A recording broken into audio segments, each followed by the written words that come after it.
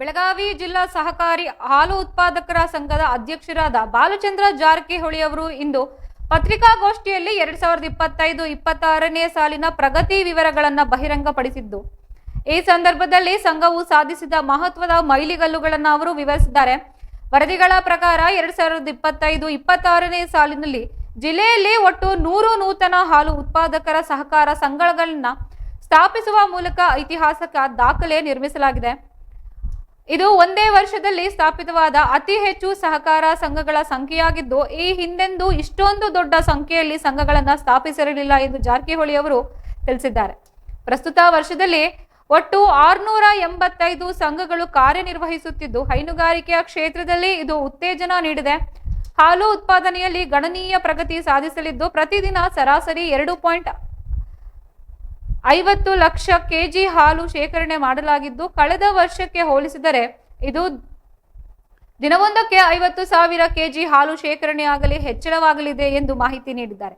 ಇದಲ್ಲದೆ ಪ್ರಸ್ತುತ ವರ್ಷದಲ್ಲಿ ಇದುವರೆಗಿನ ಇತಿಹಾಸದಲ್ಲೇ ಅತಿ ಹೆಚ್ಚು ಅಂದರೆ 2.25 ಲಕ್ಷ ಕೆಜಿ ಹಾಲು ಶೇಖರಣೆ ಮಾಡುವ ಮೂಲಕ ಮತ್ತೊಂದು ದಾಖಲೆ ಸ್ಥಾಪಿಸಲಾಗಿದ್ದು, ಹಾಲು ಉತ್ಪಾದಕರಿಗೆ ಸೂಕ್ತ ಬೆಲೆ ಹಾಗೂ ಮಾರುಕಟ್ಟೆ ಸೌಲಭ್ಯಗಳನ್ನು ಒದಗಿಸುವ ನಿಟ್ಟಿನಲ್ಲಿ ಸಂಘವು ಶ್ರಮಿಸುತ್ತಿದೆ ಎಂದು ಅಧ್ಯಕ್ಷರು ತಿಳಿಸಿದ್ದಾರೆ. ರೈತರಿಗೆ ಅನುಕೂಲಕರವಾಗುವಂತೆ ಇನ್ನೂ ಹೆಚ್ಚಿನ ಯೋಜನೆಗಳನ್ನು ರೂಪಿಸಲಾಗುವುದು ಎಂದು ಬಾಲಚಂದ್ರ ಜಾರಕಿಹೊಳಿ ಅವರು ಭರವಸೆ ನೀಡಿದ್ದಾರೆ.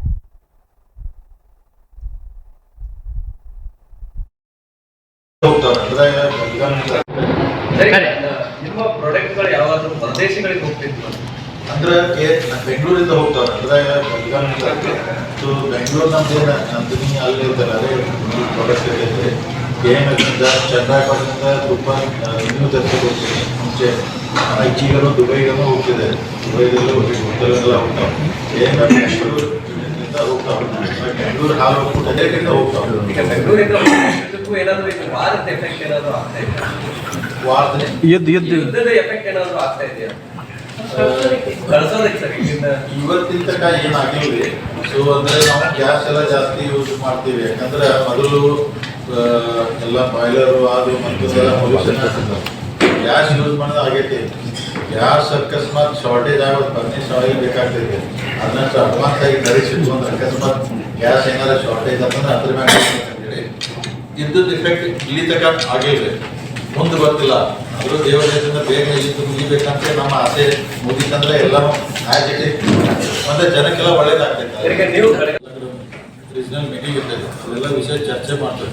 ನಮ್ಗೆ ಯಾರು ಇಂಟ್ರೆಸ್ಟ್ ಇದ್ರೆ ನಾವು ಡೆಫಿನೆಟ್ ಆಗಿ ಅನುಕೂಲ ಮಾಡ್ತೀವಿ. ಮತ್ತೆ ಕೂಲಿ ಕಾರ್ಮಿಕರಿಗೆ ತಗೋಬೇಕಾದ್ರೆ ಅಷ್ಟು ದುಡ್ಡು ಸಿಗಲ್ಲ, ಜಮೀನು ಇರಲ್ಲ ಅವ್ರಿಗೆ. ತಗೊಂಡವ್ರು ಮಾಡಿಬಿಟ್ರೆ ಅವ್ರು ದಿವ್ಸಕ್ಕೆ 5-6 ಲೀಟರ್ ಹಾಲು ಹಾಕಿಬಿಟ್ರು ಅವ್ರಿಗೆ ಆರಾಮಾಗಿ ಅವ್ರ ಜೀವನ ನಡ್ಕೋಬೇಕು, ಲೋನು ಕಟ್ಬೋದು. ನೀವು ಏನಂತ ನಿಮ್ಮ ಪ್ರಾಡಕ್ಟ್ಗಳು ಯಾವಾದರೂ ಹೊರದೇಶಗಳಿಗೆ ಹೋಗ್ತಿದ್ವು ಅಂದ್ರೆ ಬೆಂಗಳೂರಿಂದ ಹೋಗ್ತಾವ್ರೆ ಅಂದ್ರೆ ಬೆಂಗಳೂರು ನಮ್ದೇನ ನಂದಿನಿ ಅಲ್ಲಿ ಇರ್ತಾರೆ ಅದೇ ಪ್ರಾಡಕ್ಟ್ ಇದೆ. KMFಯಿಂದ ಚಂದ್ರಾಪಟ್ಟಣದಿಂದ ತುಪ್ಪ ಇನ್ನೂ ತರಿಸಿ ಹೋಗ್ತೀನಿ. ಮುಂಚೆ ಐಚಿಗರು ದುಬೈಗೂ ಹೋಗ್ತಿದೆ, ದುಬೈದೆಲ್ಲ ಹೋಗ್ತಾವೆಲ್ಲ ಹೋಗ್ತಾವೆ.